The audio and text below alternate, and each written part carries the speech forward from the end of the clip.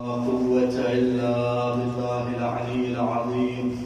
أعوذ بالله من الشيطان اللعين الرجيم.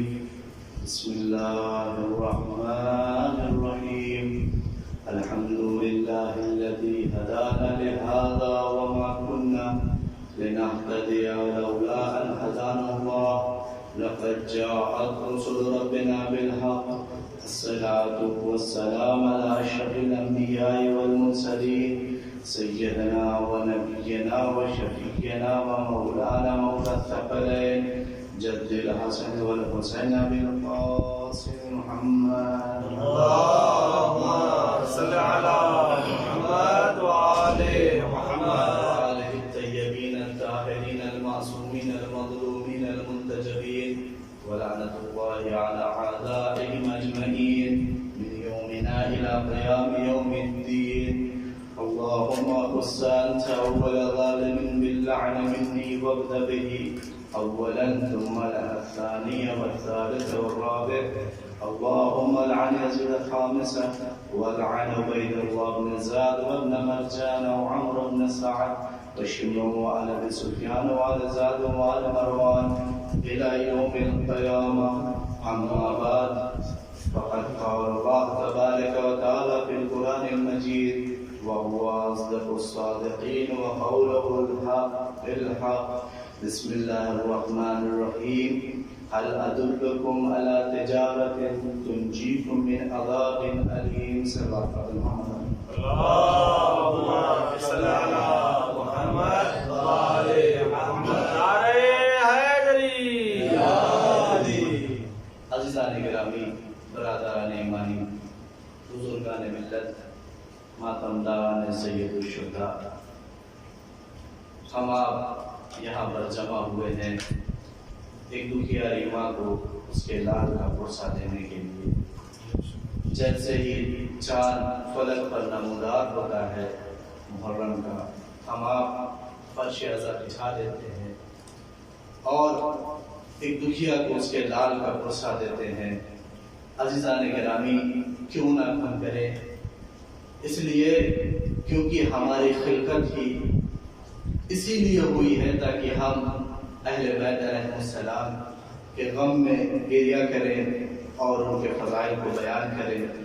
جیسے کہ امام حسین علیہ السلام کی جب ولادت ہوتی ہے، رسول خدا آغوش میں امام حسین علیہ السلام کو لیتے ہیں اور پیار کرتے جاتے ہیں. اتنے میں جبریل امی نازل ہوتے ہیں اور آنے کے بعد درود و سلام اللہ کے حبیب کو امام حسین علیہ السلام کے مصائب کو سنایا، امام حسین کی شہادت کی خبر کو سنایا. جیسے ہی شہادت کی خبر کو سننا تھا، رسول گریہ کرنے لگتے ہیں اور جیسے ہی رسول کا گریہ کرنا تھا، ایک مرتبہ شہزادی سوال کرتی ہیں، اے بابا یہ مقام تو خوشی کا مقام ہے، یہ گریہ کرنے کا سبب کیا ہے؟ اتنا سننا تھا. رسول کہتے ہیں، اے بیٹی ابھی جبریل امی آئے تھے، انہوں نے حسین کی شہادت کی خبر دی ہے کہ میرا بیٹا حسین کربلا کے میدان میں شہید کیا جائے گا. اتنا سننا تھا. شہزادی تڑپ جاتی ہے، اے بابا کیا اس وقت آپ موجود ہوں گے؟ ایک مرتبہ رسول کہتے ہیں، اے بیٹی فاطمہ میں اس وقت موجود نہیں رہوں گا. پھر سوال کرتی ہے، اے بابا کیا اس وقت میں رہوں گی؟ اتنا سننا تھا. رسول کہتے ہیں، اے بیٹی فاطمہ نہ اس وقت تم رہو گی اور نہ میں رہوں گا اور نہ ہی علی رہیں گے اور نہ ہی حسن رہیں گے. اتنا سننا تھا. شہزادی تڑپ جاتی ہے، اے بابا جان، اے بابا یہ بتائیے پھر میرے لال پر گریہ کون کرے گا؟ پھر میرے لال کا ماتم کون کرے گا؟ اتنا سننا تھا. رسول کہتے ہیں، اے بیٹی پریشان نہ ہو، اے بیٹی گھبراؤ نہیں، خدا ایک قوم پیدا کرے گا جس کے جوان تمہارے جوان پر روئیں گے، جس کے بچے تمہارے بچے پر روئیں گے، جس کے بوڑھے تمہارے بوڑھے پر گریہ کریں گے. تو عزیزان گرامی، ہم یہاں پر رسول خدا کی اس جو پیشن گوئی کی تھی شہزادی کی، اس کا ہم آپ یہاں پر مظاہرہ کر رہے ہیں. عزیزان گرامی، ایک چھوٹی سی بات کی جو انسان کی طبیعت میں ہے کہ انسان کا مزاج ہوتا ہے وہ آرام پسند ہوتا ہے، وہ یہ نہیں چاہتا کہ وہ اپنے آپ کو مشکلات میں ڈالے اور اپنے آپ پہ زیادہ بوجھ ڈالے، لیکن یہی انسان ایک طبیعت ہے، یہی انسان اگر اس کو یہ معلوم ہو جائے اگر ابھی 1000 دینار خرچ کرے گا اس کے عوض میں ہمیں 10,000 دینار مل جائے گا، تو اب اس کے عوض میں یہی انسان کہ جو آرام پسند ہے تو وہ سختیوں کو برداشت کرتا ہے اور وہ 1000 خرچ کر کے 10,000 دینار لینے کے لیے تیار ہو جاتا ہے تاکہ اس سے ہمارے آنے والی زندگی میں آرام ہو، آرائش ہو، اس میں کوئی مشکلات نہ ہو۔ تو یہ ہم انسان ایک طبیعت بن چکی ہے کہ جو انسان آرام پسند ہوتا ہے اس کے لیے اگر مشکلات بھی جھیلنا ہو تو وہ برداشت کرتا ہے۔ تو یہ ایک مختصر سی حیات کے لیے کہ جو دار فانی ہے اس کے لیے ہم مشکلات کو برداشت کر سکتے ہیں، تو کیا ہم آپ کو اس آخرت کے لیے کہ جہاں پر ہمیں زندگی گزارنا ہے، ہم وہ دار بقا ہے، فنا ہونے والی نہیں ہے، تو کیا ہمیں وہاں کے لیے اپنے اوپر مشکلات نہیں برداشت کرنا چاہیے، وہاں کے انتظام کرنا چاہیے؟ ایک صلوات پڑھیں محمد وعلی محمد کی ذات۔ اللہم صلی علی محمد وعلی محمد۔ کہ ہم ایسے افعال انجام دے کہ جو ہمارے آخرت میں کام آئے، جو ہمارے لیے آخرت کا سرنامہ کا سرمایہ قرار پائے۔ تو عزیزان گرامی، میں نے جس آیت کریمہ کی تلاوت کرنے کا شرف حاصل کیا ہے اس میں اللہ ارشاد فرما رہا ہے کہ هل ادلکم علی تجارت، کیا میں تم کو ایک ایسی تجارت کے بارے میں بتاؤں تنجیکم من عذاب علیم، کہ تم کو ایک خطرناک عذاب سے محفوظ کرے، تمہیں عذاب سے بچائے۔ اب عزیزان گرامی، جیسے ہی عذاب کی بات آتی ہے تو ہم آپ کے ذہن میں چند باتیں آنے لگتی ہے۔ عذاب کا نام آتا ہے تو ہمارے آپ کے ذہن میں دوزخ یاد آنے لگتا ہے کہ عذاب سے مطلب کیا ہے؟ دوزخ میں جلایا جائے گا، دوزخ میں ڈالا جائے گا، دوزخ کی مشکلات ہے۔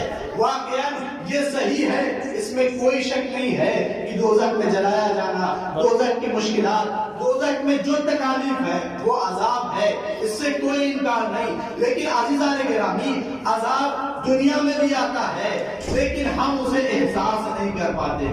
عذاب، پوری توجہ چاہتا ہوں، شاید کوئی میسج ہو، عذاب دنیا میں بھی آتا ہے لیکن ہم اسے احساس نہیں کر پاتے، ہمیں پتہ نہیں چلتا کہ ہم عذاب میں گرفتار ہیں۔ تو کہیں گے آپ دلیل کیا ہے؟ ایک مرتبہ آئیے ہم آپ کو جناب یعقوب کے پاس لے کر چلتے ہیں۔ جناب یعقوب تشریف فرما ہے، جناب یعقوب کے بیٹے آتے ہیں، تمام بیٹے آتے ہیں اور آنے کے بعد کہتے ہیں یا نبی اللہ، اے بابا جان، ہم آپ سے کچھ سوال کرنا چاہتے ہیں۔ نبی نے کہا بیٹا پوچھو کیا سوال ہے؟ ایک مرتبہ کہتے ہیں بیٹے ان کے، اے بابا جان یا نبی اللہ، ہم نے بہت بڑا گناہ کیا، ہم نے بہت مشکلیں اٹھائی، ہم نے دوسروں کے لیے بہت مشکلیں پیدا کی، ان میں سب سے بڑی مشکل یہ کی، سب سے بڑا گناہ یہ کیا، ہم نے ایک نبی کے قتل کا ارادہ کیا اور اس کو اپنی منشا کے اعتبار سے، اپنے اعتبار سے قتل بھی کیا، اور ہم نے ایک نبی کو دوسرے نبی سے جدا بھی کیا، ایک باپ کو دوسرے بیٹے سے جدا بھی کیا، لیکن ہم پر عذاب نازل نہیں ہوا۔ پوری توجہ چاہتا ہوں، ہم پر عذاب نازل نہیں ہوا، کیا بات ہے؟ ایک مرتبہ جناب یعقوب کہتے ہیں مجھے کیا پتا، اللہ کی مرضی، اس کی منشا، وہ جس کے اوپر چاہے عذاب نازل کرے، وہ جس کے اوپر چاہے رحمتوں کی بارش کر دے، یہ اس کی مرضی۔ ایک مرتبہ جناب یعقوب کے بیٹے کہتے ہیں اے بابا، آپ تو اللہ کے نبی ہیں، آپ کی اللہ سے باتیں ہوتی ہیں، ہاں ہو سکتا ہے شاید ہم پر ایک عذاب اس لیے نازل نہیں ہوا کیونکہ ہم آپ کے بیٹے ہیں، ہمارا آپ سے تعلق ہے، ہم نبی کے بیٹے ہیں، شاید اللہ نے اس لیے عذاب نہیں نازل کیا۔ عزیزان گرامی، اتنا کہنا تھا۔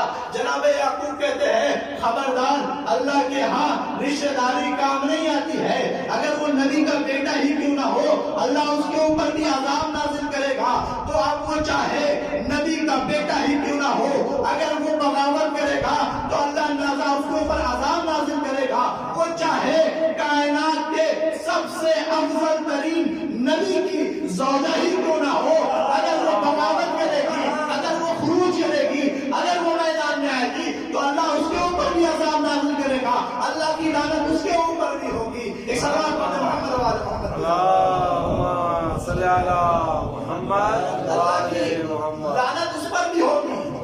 ایک مرتبہ جناب یعقوب کے نبی اللہ ہے بابا جان، آپ کی اللہ سے باتیں ہوتی ہیں، آپ پروردگار سے پوچھیں کہ ہم نے اتنا بڑا گناہ کیا لیکن ہم پر عذاب کیوں نہیں نازل ہوا؟ اتنا کہنا تھا۔ جناب یعقوب نے مصلی عبادت کو بچھایا، ہاتھوں کو بلند کیا، ہے پروردگار میرے بچے مجھ سے سوال کرتے ہیں کیا بات ہے، کس وجہ سے ان کے اوپر عذاب نہیں نازل ہوا؟ اتنا کہنا تھا، آواز قدرت آتی ہے، اے یعقوب ان سے کہہ دو ان کے اوپر عذاب ہو چکا ہے۔ عذاب نازل ہو چکا ہے لیکن انہیں احساس نہیں ہے۔ ایک مرتبہ جناب یعقوب کہتے ہیں پروردگار تو جانتا ہے یہ بنی اسرائیل کے لوگ ہیں، بڑے ضدی ہوتے ہیں، یہ ایسے مانیں گے نہیں، یہ ہم سے دوبارہ سوال کر بیٹھیں گے کہ اگر ہم پر عذاب نازل ہوا وہ کون سا عذاب ہے؟ اتنا کہنا تھا، آواز قدرت آتی ہے، اے نبی، اے یعقوب نبی جا کے ان سے بتا دینا، پوری توجہ چاہتا ہوں، اے یعقوب جا کے ان سے بتا دینا ان پر عذاب نازل ہو چکا ہے لیکن انہیں احساس نہیں ہے۔ وہ عذاب کون سا ہے؟ وہ عذاب یہ ہے کہ ان کو ہر چیز میں مزہ آتا ہے، ہر چیز میں لذت آتی ہے لیکن ہماری عبادت میں انہیں مزہ نہیں آتا۔ ہماری عبادت میں لطف نہیں آتا ہے۔ تو عزیزان گرامی یہ کوئی تبلیغ نہیں ہے، میں اپنے نفس کے لیے بات کہہ رہا ہوں۔ ہمیں اس بات کا جائزہ لینا چاہیے ہم کیا کر رہے ہیں۔ ہم اگر نماز پڑھ رہے ہیں آیا اس میں ہمیں خدا کی لذت ملتی ہے؟ نہیں۔ مزہ عبادت کا ملتا ہے یا نہیں ملتا ہے؟ اگر مزہ نہیں ملتا ہے تو یہ سمجھ لینا ہم عذاب میں مبتلا ہے، ہمارے اوپر عذاب نازل ہو چکا ہے لیکن ہمیں اس بات کی خبر نہیں ہے۔ اس بات پر محمد محمد کی ذات اللہم صلی علی محمد و آل محمد۔ نعرہ حیدری۔ اللہ نے ہم پر عذاب نازل کر دیا لیکن ہمیں اس بات کی فکر نہیں ہے، ہمیں اس بات کا احساس نہیں ہے کہ اللہ نے ہمارے اوپر عذاب نازل کر دیا۔ تو عزیزان گرامی اللہ کہہ رہا ہے اگر تم یہ چاہتے ہو کہ عذاب سے بچو تو تمہیں کیا کرنا ہے، کیا ہمیں اس کا انجام دینا ہے؟ اللہ نے کیا کہا، تؤمنون باللہ ورسولہ، اللہ کے اوپر ایمان لے کر آؤ اور اس کے رسول پر ایمان لے کر آؤ۔ وتجاہدون فی سبیل اللہ باموالکم وانفسکم، اور سبیل اللہ جہاد کرو۔ کیسے جہاد کرو؟ اپنے نفس کے ذریعے سے اور اموال کے ذریعے سے جہاد کرو۔ تو اب اللہ نے ہمیں نسخہ بتا دیا، اگر تمہیں عذاب سے بچنا ہے تو تم اللہ پر ایمان لے کر آؤ اور اس کے رسول پر ایمان لے کر آؤ اور جہاد کرو فی سبیل اللہ، کس سے؟ نفس سے اور اموال سے۔ تو اب ایمان کیسے ایمان ہمیں لے کر آنا ہے، ہمیں کون سا ایمان لانا ہے؟ آپ اگر دیکھیں دور حاضر میں بہت سارے ایمان ہیں، تو ہم کس ایمان پر اللہ کے ایمان لے کر آئیں تاکہ ہم عذاب سے محفوظ رہ سکیں؟ تو اللہ نے قرآن مجید میں 4 ایمان کا ذکر کیا ہے، پوری توجہ چاہتا ہوں، 4 ایمان کا ذکر کیا ہے۔ اب پہلا ایمان سورہ حجرات میں ارشاد فرما رہا اللہ، قالت الاعراب آمنا، قالت الاعراب آمنا قل لم تؤمنوا ولكن قولوا اسلمنا۔ جب اللہ کے حبیب نے کہا اسلام لے کر آؤ، ایمان لے کر آؤ، تو کفار نے کیا کہا؟ ہم ایمان لے کر آئے ہیں۔ اللہ سبحانہ و تعالیٰ نے قول لم تؤمنوا، تم ایمان لے کر نہیں آئے ہو، ولكن قولوا اسلمنا، ان سے کہو کہ اسلام لے کر آئے۔ کیوں؟ کیونکہ اللہ جانتا تھا وہ ظاہر زبان سے صرف اللہ کے لیے ایمان لا رہے تھے لیکن ان کے قلب جو ہے وہ پاک نہیں تھے، ان کے قلب ابھی بھی گمراہ تھے، ابھی بھی وہ بت پرستی کی طرف مائل تھے۔ لہٰذا اللہ نے کیا کہا، یہ جو ایمان ہے جو زبان سے صرف ایمان ہوتا ہے وہ قابل قبول نہیں ہے۔ اگر تمہیں ایمان چاہیے، اللہ کی خطرناک عذاب سے محفوظ رہنا ہے، تو یہ زبان والا ایمان قابل قبول نہیں ہے۔ اللہ نے اگر کہا اگر تم یہ ایمان رکھتے ہو، صرف زبان سے ایمان لاتے ہو، تو یہ ہمارے نزدیک قابل قبول نہیں ہے۔ دوسرا ایمان سورہ شعراء میں اللہ ارشاد فرما رہا ہے، قالوا بل وجدنا آباءنا كذلك يفعلون۔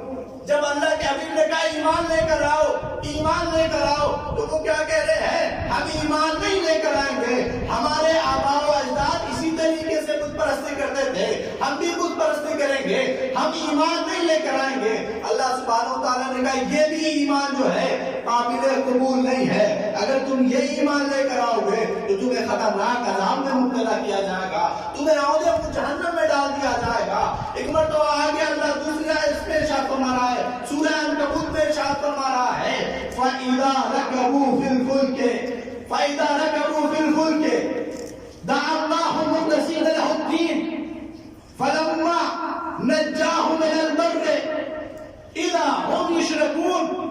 اللہ کہہ رہا ہے کہ جب وہ کشتی پر سوار ہوتے ہیں اور جب کشتی ہچکولے کھانے لگتی ہے تو کیا کہتے ہیں؟ ہم اللہ پر ایمان لا رہے ہیں، ہم اللہ پر ایمان رکھتے ہیں، وہ ہمیں اس کشتی سے نجات دے گا۔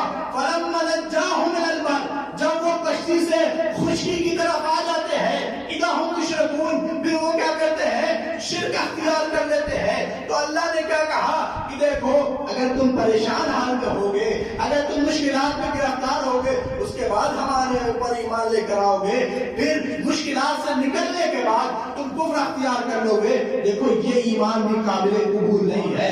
اگر تم یہ ایمان رکھو گے تو تمہیں عہدے کو جہنم میں ڈال دیا جائے گا، تمہیں خطرناک عذاب میں مبتلا کیا جائے گا۔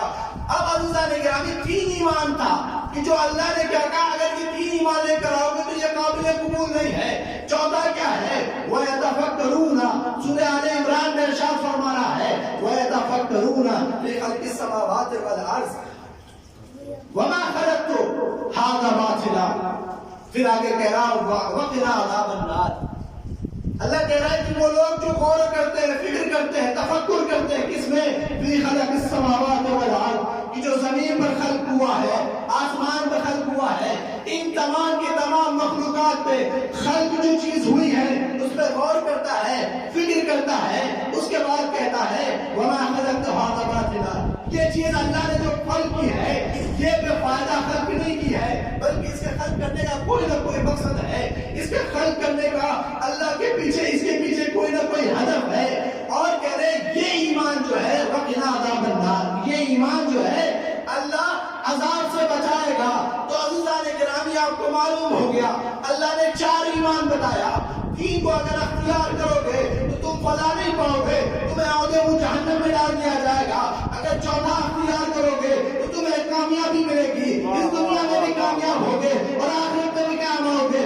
عزیزان گرامی ہم 14 سال سے یہی کہتے آ رہے ہیں کہ تمہیں اگر فلاح چاہیے، تمہیں دنیا میں کامیابی چاہیے، تمہیں دنیا میں کامیاب ہونا ہے، تمہیں دنیا فلاح کرنا ہے، آخرت فلاح کرنا ہے، تو اس تین ایمان کو ٹھوکر مارو اور چوتھا ایمان اختیار کر لو، تو دنیا میں بھی کامیاب ہو جاؤ گے، آخرت میں بھی کامیاب ہو جاؤ گے۔ اس اللہ پر محمد و آل محمد، اللہم صلی علی محمد و آل محمد۔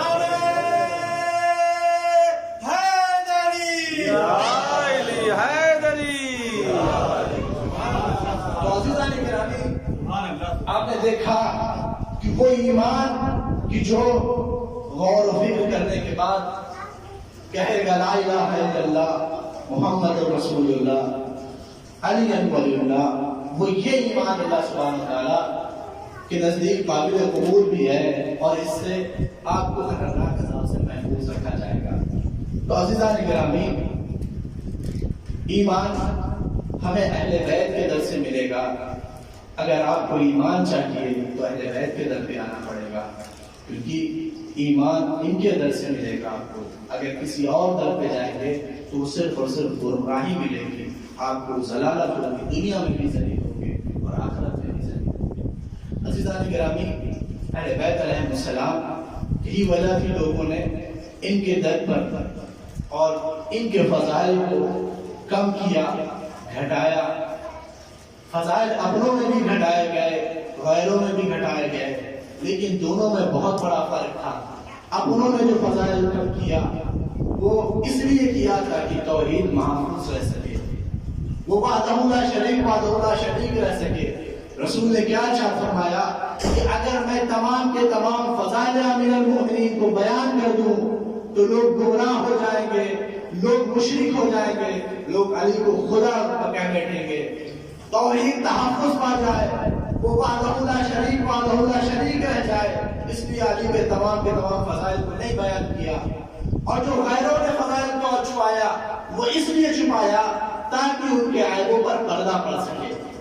عزیزان گرامی، جناب سلمان کیا ارشاد فرما رہے ہیں؟ کون سلمان؟ وہ سلمان کہ جو اہل بیت علیہ السلام کے در کا ایک غلام ہے، کہ جس کے لیے رسول نے کیا فرمایا کہ سلمان من اہل بیت، ان کی فضیلت کیا ہے، ان کا مرتبہ کیا ہے۔ ایک مرتبہ جناب سلمان سے لوگوں نے کہنا شروع کیا، ان پر طنز کرنے لگے، ان پر بہتان کرنے لگے، ان پر لوگ بار بار تانا دینے لگے، اے سلمان تم کب تک بغیر گھر کے رہو گے؟ اپنا ایک گھر بنوا لو، تم یہ کیا ہر وقت آدمی کے در پہ رہتے ہو، تم یہ کیا ہر وقت ادھر رہتے ہو، تم اپنا ایک گھر بنوا لو۔ ایک مرتبہ جناب سلمان نے سوال کیا، یہ بتاؤ گھر کیوں بنوا لوں؟ گھر کون بنواتا ہے؟ خدا کی قسم قربان جاؤ جناب سلمان کے جواب پر، جناب سلمان کہتے یہ بتاؤ گھر میں کیوں گھر بنواؤں؟ کہا آرام کرنے کے لیے۔ کہا آرام کون کرتا ہے؟ کہا وہ جس کے پاس وقت ہوتا ہے۔ پھر جناب سلمان کہتے میرے پاس وقت ہی کہاں ہے، ارے دن بیت جاتا ہے، علی کی غلامی کرنے میں رات بیت جاتی ہے، شہزادی فاطمہ الزہرا کے روڑے پر جھاڑو لگاتے ہیں۔ اللہم صلی علی محمد وآلہ محمد۔ کیا کہتے ہیں؟ واہ واہ واہ۔ فاطمہ جناب مولا کائنات کی غلامی کرنے میں اور رات بیت جاتا ہے، شہزادی کے در پر جھاڑو لگاتے ہو۔ جناب سلمان کہتے ہیں کہ لو ذکرت بكل ما عاد من فضائل امیر المؤمنین، اگر میں تمام کے تمام فضائل امیر المؤمنین کو بیان کر دوں، لقالت انه لمجنون، لقالت الفرقہ انه مجنون، ایک فرقہ کیا کہے گا کہ جناب سلمان یہ پاگل ہو گئے ہیں، مجنون ہو گئے ہیں، یہ دیوانے ہو گئے ہیں۔ وَلَقَالَتُ الْفِرْقَةُ الْأُخْرَى اللہم اغفر لقاتل سلمان، اگر میں فضائل امیر المومنین کو بیان کروں گا تو لوگ کیا کہیں گے؟ کہیں گے دیوانے ہو گئے ہیں، پاگل ہو گئے ہیں، مجنون ہو گئے ہیں۔ اور دوسرا فرقہ کیا کہے گا؟ اے پروردگار اس کے اوپر رحمت نازل کر جو سلمان کو قبول کرے گا۔ تو عزیزان گرامی جناب سلمان ہم کو ایک میسج دینا چاہتے ہیں، کہتے ہیں دیکھو اگر تمہارے دور میں لوگ تمہارے اوپر کفر کے فتوے لگائے، تمہارے قتل کا فتویٰ لگائے، تمہیں مجنون کہے، تمہیں پاگل کہے، تو تم پریشان نہ ہونا، یہ رسم 1400 سال پہلے سے چلی آتی ہے۔ اگر علی کے فضائل بیان کرو گے تمہیں مجنون بھی کہیں گے، تمہیں قتل کا بھی فرمان جاری کریں گے۔ ایک سلوات پڑھو محمد اللہم صلی علی محمد وآلہ محمد۔ نعرہ حیدری۔ اگر فضائل امیر المؤمنین کو بیان کیا جائے گا تو ان کو مجنون بھی کہا جائے گا اور دیوانہ بھی کہا جائے گا۔ عزیزان گرامی، یہ تو اپنوں نے فضائل کو چھپایا اس لیے تاکہ توحید تحفظ رکھے اور وہ وحدہ لا شریک رہے، اور جو غیروں نے چھپایا اس کی آپ بہت ساری مثالیں مل سکتی ہیں۔ لوگوں نے اس لیے غیروں نے چھپایا تاکہ ان کا عیب چھپ سکے۔ جناب ابن عباس ہے کہ یہ واقعہ دو طرح سے ملتا ہے، یا تو مکے کا ہے یا مدینے کا ہے۔ امیر شام، فقیر شام میں تو کہوں گا ہمارا امیر اس لیے کیونکہ ایک ہے، وہ امیر المومنین کی ذات ہے۔ وہ مکہ آتا ہے یا مدینہ آتا ہے، اس سے لوگوں نے یہ کہا کہ ابن عباس درس تفسیر دے رہے ہیں، اور وہ درس تفسیر دے رہے روزانہ، اور اس میں بہت مجمع ہوتا ہے، اتنا سننا تھا۔ وہ کہتا ہے کوئی بات نہیں، وہ اہل بیت کے گھرانے میں سے ہے، وہ ہاشم گھرانے کے ہیں، ان کو اختیار ہے، ان کو حق حاصل ہے کہ وہ تفسیر قرآن دے سکے۔ عزیزان گرامی، پھر وہ کہتا ہے بات یہ نہیں ہے کہ وہ درس تفسیر دے رہے ہیں، بلکہ وہ درس تفسیر میں علی مرتضیٰ کے فضائل کو بیان کرتے ہیں۔ اتنا سننا تھا، وہ پریشان ہو جاتا ہے، کہا اچھا یہ بات ہے، ابن عباس کو طلب کیا جائے۔ عزیزان گرامی، ابن عباس کو طلب کیا گیا۔ جیسے ابن عباس کو طلب کیا، پوچھا میں نے سنا ہے کہ تم درس تفسیر دے رہے ہو، کہا ہاں ٹھیک سنا ہے، میں درس تفسیر دیتا ہوں. ایک مرتبہ وہ پھر کہتا ہے میں نے سنا ہے کہ تم درس تفسیر میں علی مرتضیٰ کی فضائل کو بیان کرتے ہو. کہا ہاں ٹھیک سنا ہے. کہا دیکھو تم بنی ہاشم میں سے ہو, تم کو اختیار ہے, تم پر یہ زید دیتا ہے کہ تم تفسیر قرآن کرو, لیکن دیکھو تمہیں یہ اختیار نہیں ہے کہ تم امیر المومنین کے فضائل کو بیان کرو, تم علی کے فضائل کو بیان کرو. اتنا سننا تھا. ابن عباس کہتے ہیں اچھا یہ بتاؤ تفسیر نہیں کرتا ہوں, تم نے رسول کی حدیث سنی ہوگی کہ جو بھی تفسیر اپنی رائے کے اعتبار سے کرتا ہے اس کا ٹھکانہ جہنم ہوتا ہے, وہ اس کا ٹھکانہ جہنم ہوگا. کہا ہاں یہ روایت ٹھیک ہے, یہ روایت صحیح ہے, رسول نے ارشاد فرمایا ہے. تو ابن عباس نے کہا اچھا اگر میں تفسیر اپنے رائے کے اعتبار سے کروں تو میرا ٹھکانہ جہنم, اگر تم اپنی رائے کے اعتبار سے کرو گے تو تمہارا ٹھکانہ جہنم ہوگا. اتنا کہنا تھا. کہا ہاں ٹھیک ہے, تم تفسیر اپنی رائے کے اعتبار سے نہ کرنا, تم تفسیر کرو لیکن فضائل امیر المومنین نہ بیان کرنا. اتنا کہنا تھا. ایک مرتبہ ابن عباس کہتے ہیں کہ ٹھیک ہے میں قرآن کی آیت کی تلاوت کرتا ہوں, دیکھو اگر میں نے یہ پڑھا بسم اللہ الرحمن الرحیم عما یتساءلون عن النبأ العظیم, اگر میں نے اس آیت کی تلاوت کی اور مجھ سے میرے شاگرد سوال کریں گے یہ ابن عباس یہ بتائیے کہ عن النبأ العظیم سے مراد کیا ہے, یہ خبر عظیم کون سی خبر ہے, تو مجھے کہنا پڑے گا علی مرتضیٰ کی ذات ہے. اگر میں نے اپنی رائے کے اعتبار سے تفسیر کی تو میرا ٹھکانہ جہنم ہوگا. عزیزان گرامی اتنا سننا تھا.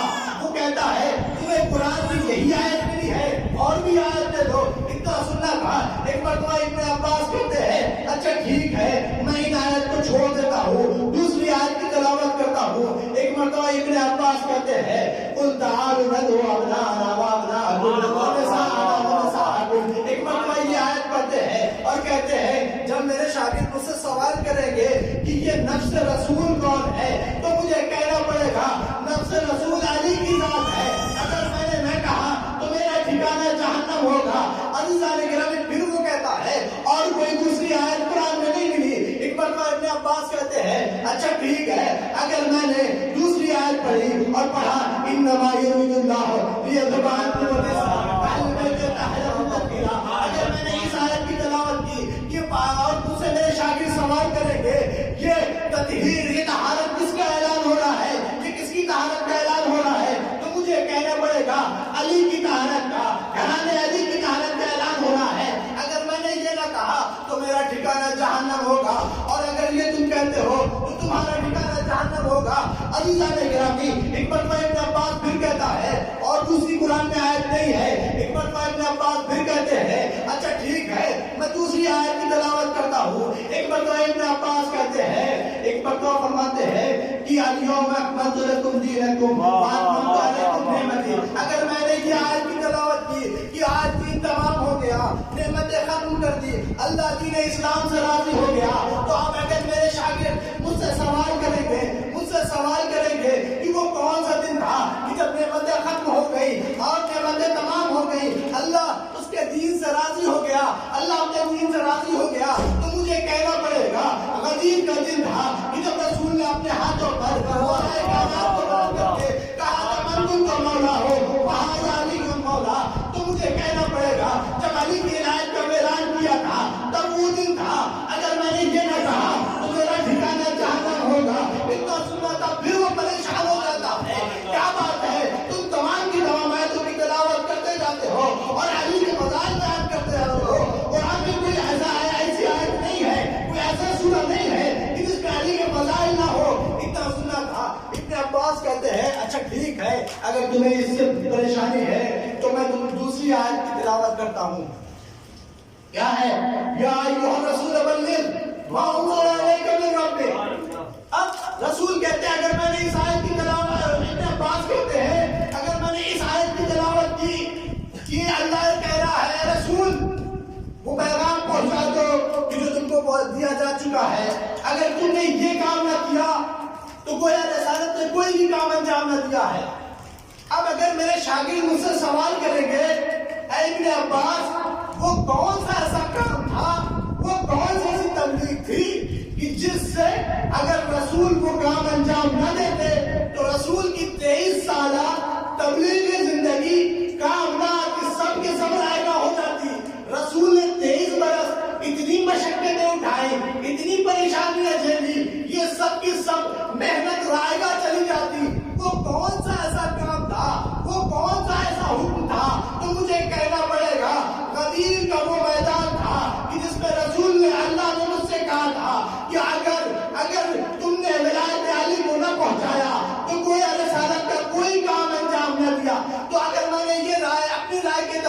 کیا تو میرا ٹھکانہ جہنم ہوگا۔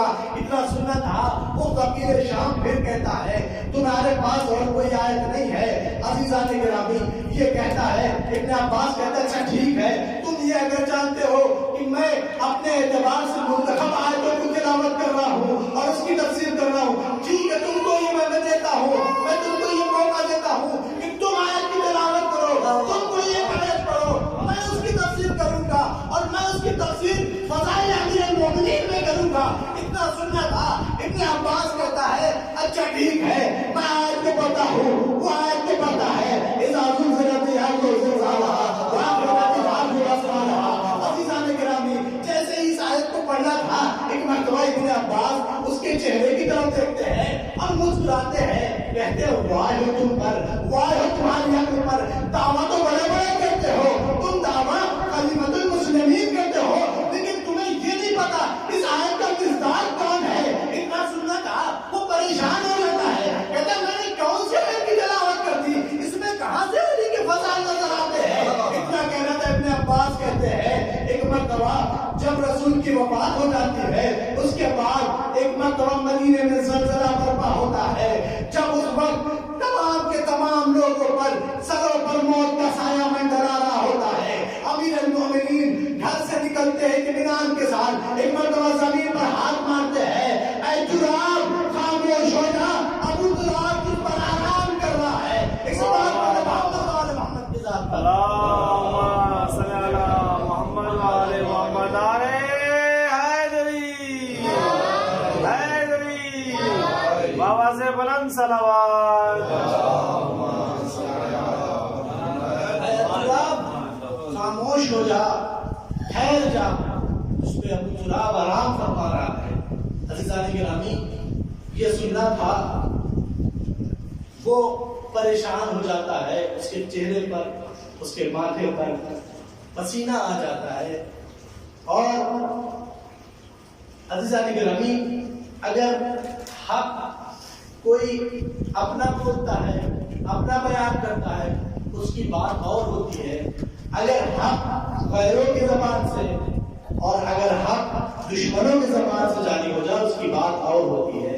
یہ آل محمد کے گھرانے کا فیض ہے، یہ آل محمد کے گھرانے کا صرف امتیاز ایسا ہے کہ جن کے فضائل اپنوں نے بھی پڑھا، غیروں نے بھی پڑھا، اپنوں نے بھی پڑھا، غیروں نے بھی پڑھا۔ ایک مرتبہ وہ پریشان ہو کے کہتا ہے کہ اے ابن عباس، یہ قرآن جب تک دنیا میں رہے گا اہل بیت کے فضائل کو بیان کرتا رہے گا، امیر المومنین کے فضائل کو بیان کرتا رہے گا۔ تو دیکھا عزیزان گرامی یہ فضائل اب غیروں نے چھپانے کی کوشش کی تاکہ اس سے اپنی عیبوں پر پردہ ڈالا جا سکے، لیکن آل محمد کے گھرانے کے اس ابن عباس نے ان کے اوپر سے یہ عیب کو عیا کر دیا اور فضائل امیر المومنین کو بیان کیا۔ عزیزان گرامی آپ یہ دیکھیں کہ ولایت امیر المومنین کی ایک ایسی ضرورت ہے ہم تمام محبان اہل بیت علیہ السلام کو، اس لیے کہ اگر علی کی ولایت اور اہل بیت علیہ السلام کی محبت ہمارے دلوں میں نہیں ہوئی تو ہم ایک چلتی پھرتی لاش کے مانند ہیں، ہمارا وجود کسی بھی لائق نہیں ہے۔ عزیزان گرامی ان کے گھرانے پر جتنا لوگوں نے ان کے فضائل کو بیان کیا، وہیں پر ان کے اوپر مسائل بھی اٹھائے گئے۔ یہ مسائل کی وجہ کیا تھی؟ وجہ بھی صرف یہی ولایت امیر المومنین تھی۔ لوگوں نے بغض کرنا شروع کر دیا، گھرانے آل محمد سے بغض شروع کر دیا اور ان کے اوپر مسائل اٹھانے لگے۔ یہی وجہ تھی جب امام حسین نے پوچھا تھا کہ مجھے کیوں قتل کر رہے ہو، تو لوگوں نے کیا جواب دیا تھا؟ تمہارے بابا کے بغض میں ہم کھڑے ہیں۔ عزیزان گرامی ہم آپ یہاں پر جمع ہوئے ہیں ایک دکھیاری ماں کو اس کے لال کا غصہ دینے کے لیے۔ بس میں نے آپ کی رحمتوں کو تمام کیا ربط مسائل کے لیے۔ عزیزوں اس گھرانے پر مصیبت سب سے پہلے رسول کی آنکھ بند ہونے کے بعد سے شروع ہو گیا. یہ مصیبت کا سلسلہ ختم نہیں ہوا ارباب اعزاز. وہاں پر دروازے فاطمہ الزہرا پر آگ لگائی تھی. اس کی ایک چنگاری اٹھتی ہوئی خیمے میں جاتی ہے. عاشور کو خیام حسینی میں بھی آگ لگائی جاتی ہے. ارباب اعزاز جناب زینب ام المصائب شہزادی کے اوپر مصائب بہت ہوئے. یہ ایسے ام المصائب نہیں ارباب اعزاز. ان کے اوپر مصائب کا سلسلہ سب سے کم سنی میں ہی شروع ہو جاتا ہے. جب شہزادی کم سنی ہے دروازے پر آگ لکڑی جمع ہو جاتی ہے, آگ لگا دی جاتی ہے. نانا کی شہادت بھی دیکھی, امیر المومنین کے سر پر ضربت بھی دیکھی, شہزادی کے ٹوٹے ہوئے پسلیوں کو بھی دیکھا, اور حسن کے جنازے پر تیروں کی بارش بھی دیکھی. اسی لیے ام المصائب انہیں نہیں کہا جاتا ارباب اعزاز. یہ کربلا کو جاتی ہے تو عبداللہ نے انہیں 2 بیٹے اور محمد کو حوالے کیا. اے بیٹا 6 محرم الحرام ارباب اعزاز. مصائب کوئی پڑھنے کی چیز نہیں ہوتی ہے, صرف آپ تصور کرنے کے ہی کافی ہے. اور بالخصوص یہ عشرے اولا میں ذاکرین کو مصائب پڑھنے کی ضرورت نہیں ہوتی ہے, بس صرف کربلا نام دے دے آپ کو سیاش میں جاری ہو جاتے. ارباب اعزاز جناب زینب ہے. شب عاشور تمام بیویاں اپنے اپنے خیموں میں اپنے اپنے بچوں کو تیار کر رہی ہیں. اے بچوں دیکھو, کل کا دن بہت ہی قیامت کا دن ہے. کوئی کوتاہی نہ کرنا, تو حسین غریب کو تنہا نہ چھوڑنا, اپنے آپ کو قربان کر دینا. ایک خیمے میں شہزادی زینب بیٹھی ہے, اپنے دونوں بچوں کو پیار کر رہی ہے اور کہہ رہی ہے اے بیٹا اور اے بیٹا محمد, دیکھو تم کل اپنے ماموں جان پر سب سے پہلے قربان ہو جانا. دیکھو میں تمہارے دودھ نہ بخشوں گی اگر تم اپنے ماموں پر قربان نہ ہوئے. اے بیٹا اور محمد, اگر دیکھو تم جنگ کرتے کرتے فرات کے کنارے پہنچ جانا, تم پانی نہ پینا. اگر میں نے یہ سنا تم نے پانی پی لیا تو میں تمہیں معاف نہ کروں گی. اجلکم الزہرا, خدا آپ کو کوئی غم نہ دے. آپ کی آوازیں بلند ہو گئی, خدا ان آوازوں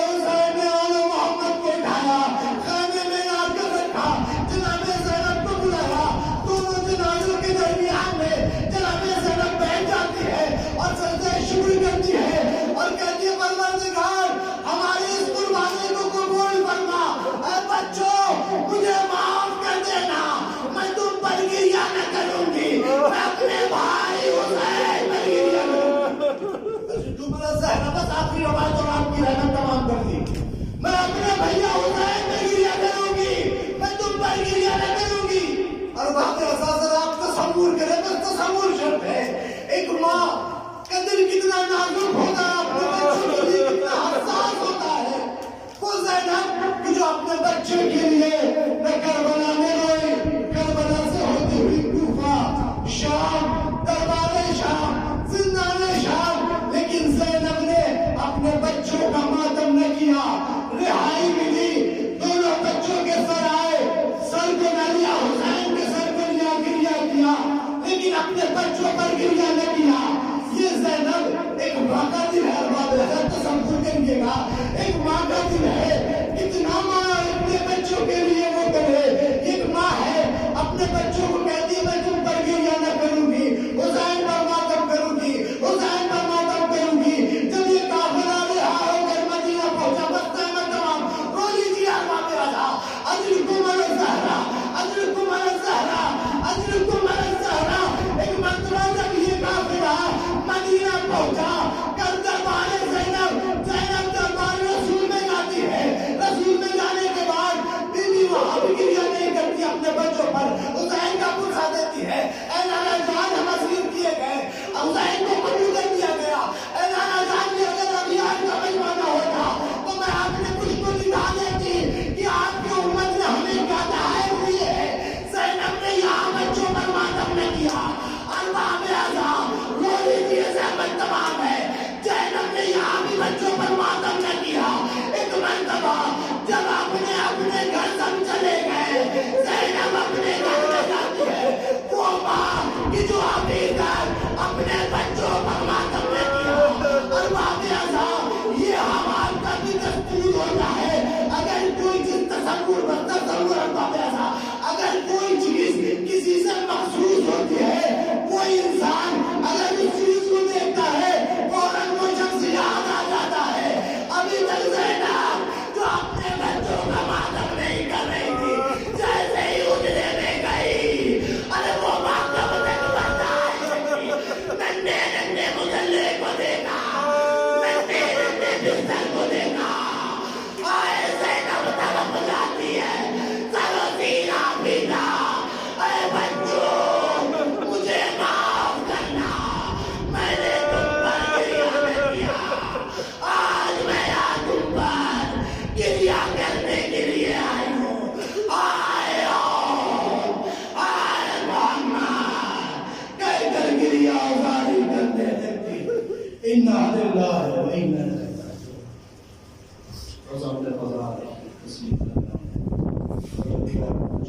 راجعون.